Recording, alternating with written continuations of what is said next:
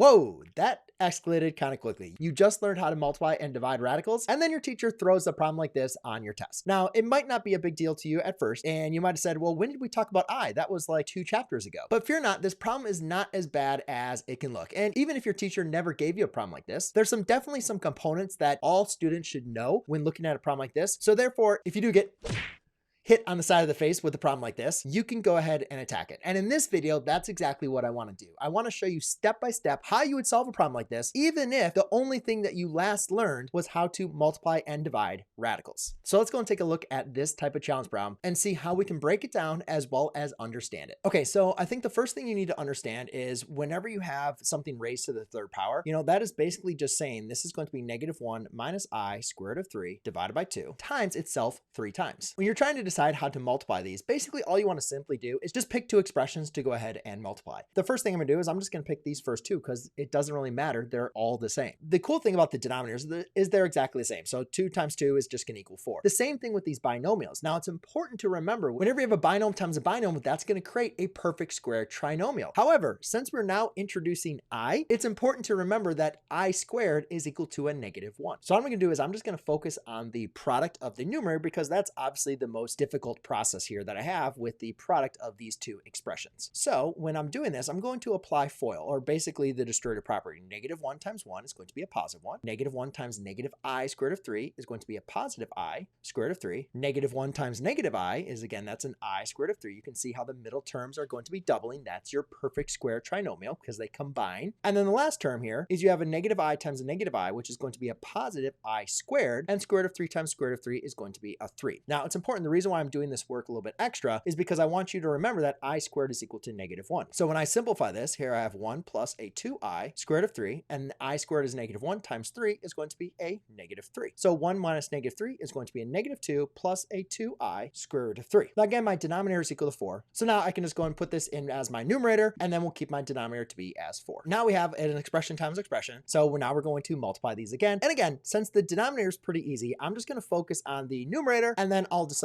delete all my work and just we'll keep what is simplified. In this example, for my numerators, I'm going to have a -2 plus a 2I square root of 3 times a -1 minus I square root of 3. Now, whereas the last example, you could have done it probably a little bit faster than the way that I explained using the distributive property. In this one, we don't have a binomial times a binomial, so I am going to want to make sure that I just spend the time and make sure that I'm multiplying everything times everything. So -2 times -1 is a positive 2. -2 times a -I square root of 3 is going to be a positive 2I square root of 3. And then a -1 times 2I square root of 3. Notice here that these are now going to be this opposite sign. So that's a -2I square root of 3, meaning those are going to add to 0. And then in this case, I have a 2I times a -I. So that's going to be a -2I squared, and square root of 3 times square root of 3 is going to be a positive 3. Okay, so these are going to add to 0, and that's going to leave me with now a 2. Let's see, I squared is going to be a -1. So that's a -2 times -1 times a 3. All right, so let's go ahead and simplify this here. So we have a 3 times -1 is a -3 times a -2 is going to be a positive 6. 2 plus 6 is going to be an 8. So that is going to be my new numerator. So now you can see, ladies and gentlemen, I have 8 over a product of 4 times 2, which is going to equal to an 8 over 8, which is equal to a 1. So this whole expression, when you actually get through the work and simplify it, is just equal to a 1. So I hope your teacher doesn't slam you with a problem like this, especially if you've just learned how to multiply radicals. But if they do, hopefully this video is helpful for you to take it step by step and be careful with your work, because this is a good problem to check your skills on multiplying, adding, subtracting, and complex numbers. I hope this video was helpful for you. If it was amazing, I would love to have a super thanks down below. Check out more examples I have for you down below, or I have the next video right here.